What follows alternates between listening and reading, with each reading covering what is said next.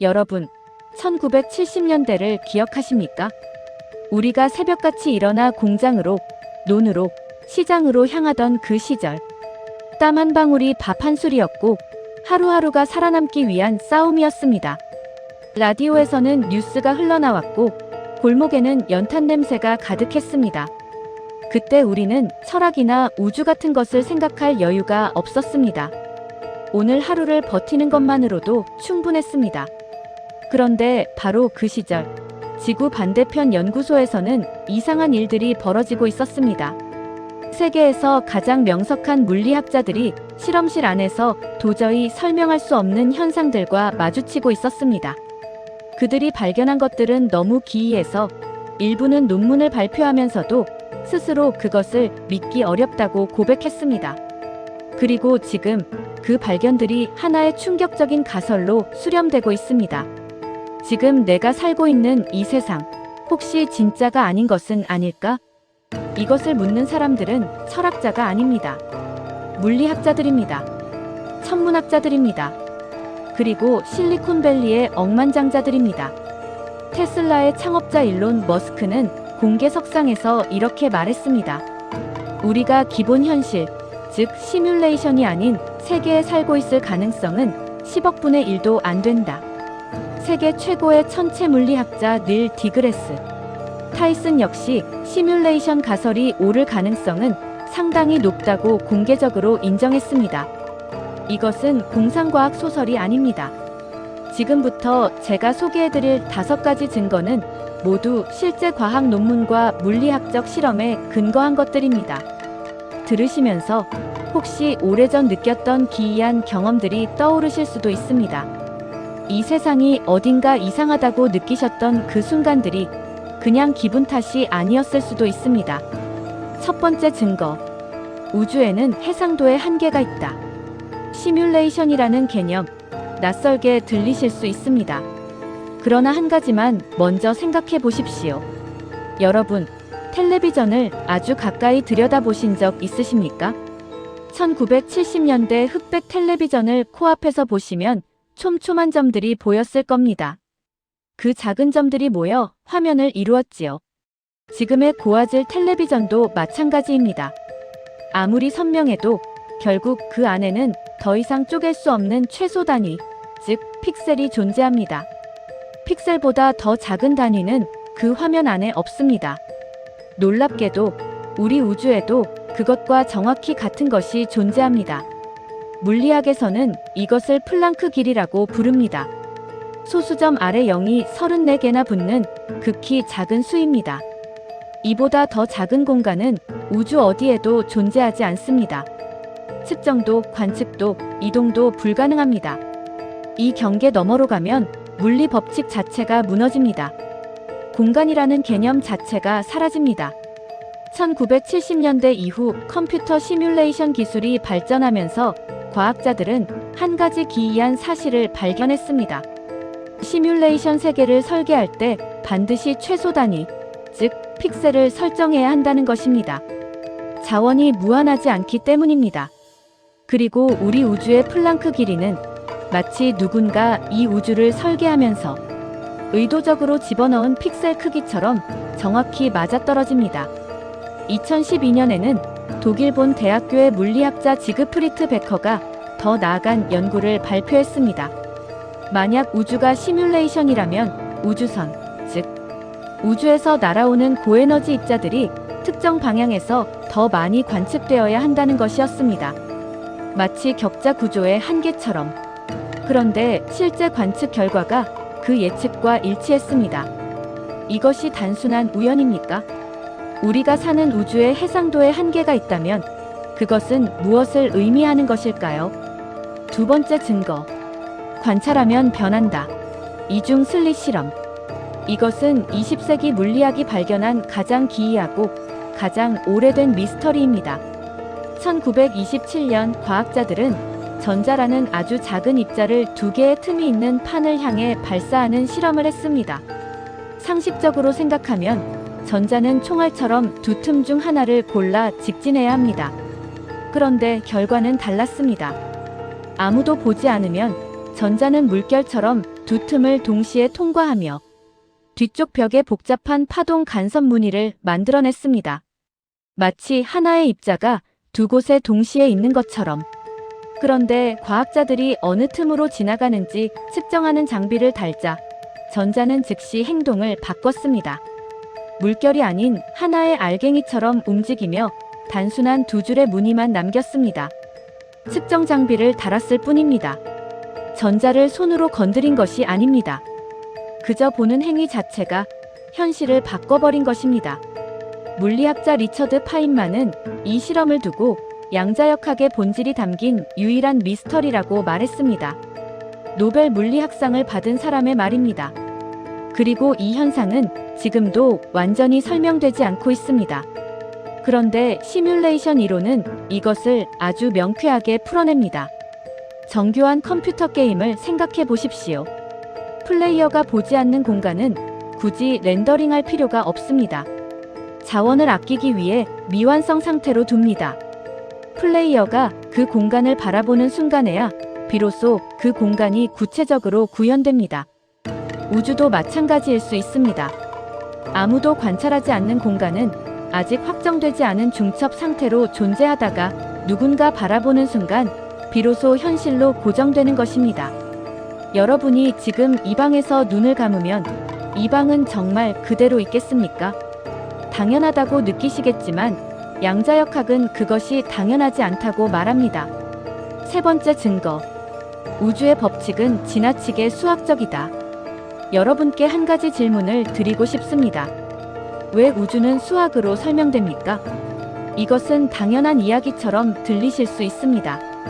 하지만 조금만 깊이 생각해 보시면 이것은 전혀 당연한 일이 아닙니다. 수학은 인간이 만들어낸 추상적인 언어입니다. 그런데 인간이 순수한 지적 유희로 고안해낸 수식들이 나중에 우주의 법칙을 완벽하게 설명하는 데 쓰입니다. 1960년 물리학자 유진 위그너는 이것을 수학의 불합리한 효율성이라고 불렀습니다. 현실과 아무 관계없이 만들어진 수학이 현실을 이토록 정확하게 기술한다는 것이 오히려 불합리하게 느껴진다는 뜻입니다. 뉴턴의 만유인력 법칙은 단 하나의 공식으로 사과가 떨어지는 것과 달이 지구를 도는 것을 동시에 설명합니다.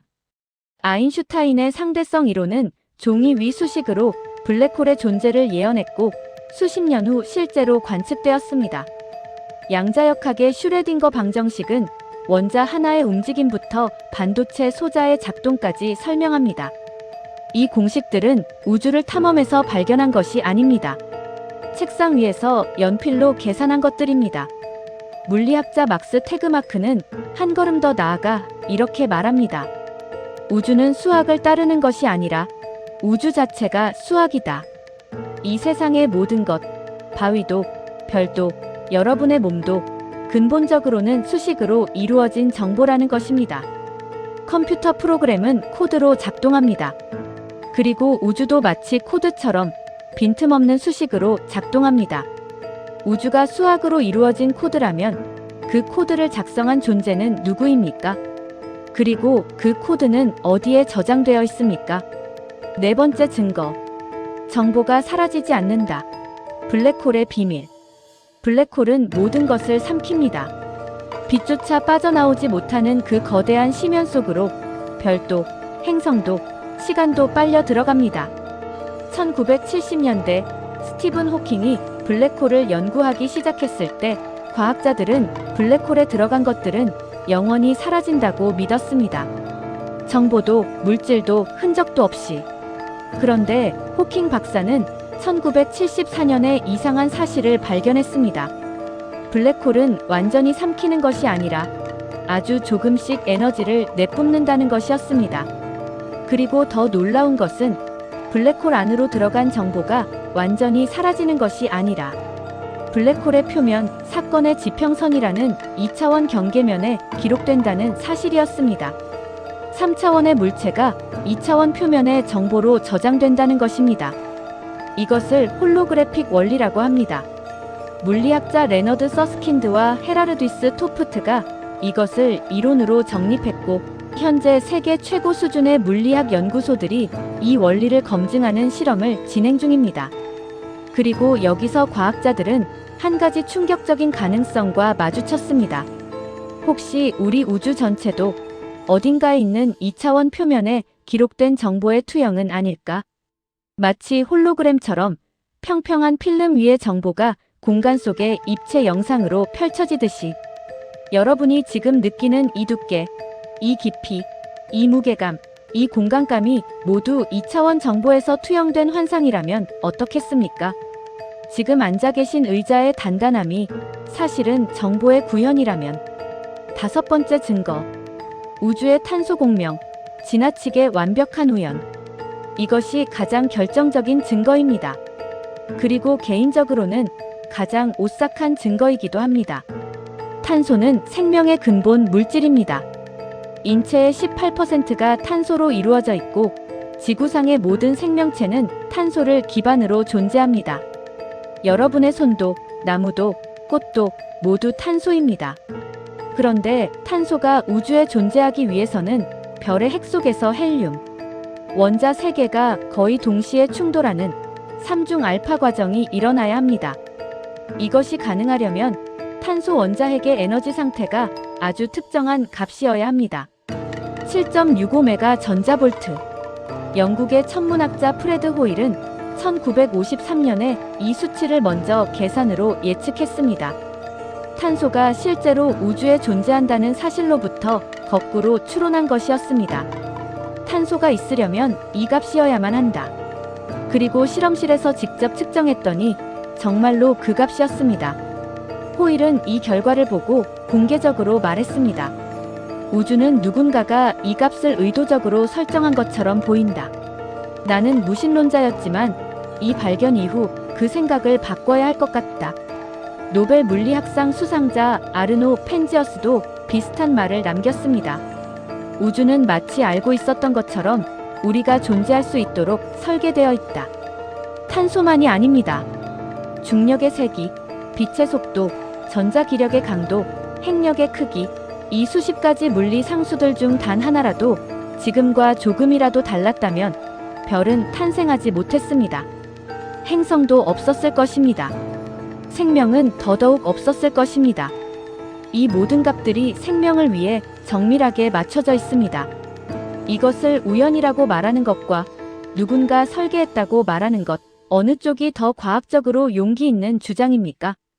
여러분, 우리는 지금까지 5가지 증거를 함께 살펴봤습니다. 우주에 존재하는 해상도의 한계, 관찰 자체가 현실을 바꾼다는 이중 슬릿 실험, 코드처럼 작동하는 수학적 우주의 구조, 블랙홀이 알려준 홀로그래픽 원리, 그리고 생명을 위해 정밀하게 조율된 물리 상수들. 이 5가지가 모두 우연의 일치입니까? 아니면 이 우주가 어떤 목적을 가지고 설계되었다는 증거입니까? 저는 오늘 여러분께 정답을 드리러 온 것이 아닙니다. 이 질문은 인류가 수천 년을 고민해온 것이고 저 같은 사람이 단번에 답할 수 있는 문제가 아닙니다. 어쩌면 영원히 답이 나오지 않을 수도 있습니다. 다만 이것 하나는 말씀드릴 수 있습니다. 여러분이 1970년대 새벽길을 걸으며 느꼈던 그 추위, 처음 자식을 품에 안았을 때의 그 온기, 오랜 친구와 나눈 막걸리 한 잔의 그 쓴맛, 이 모든 것들은 시뮬레이션이든 현실이든 여러분이 실제로 살아낸 것들입니다. 누가 무엇라 해도 그것은 진실입니다. 그리고 어쩌면 그것이야말로 이 우주가 진짜라는 가장 강력한 증거일지도 모릅니다. 오늘 이 영상을 보시고 문득 떠오르신 생각이 있으십니까?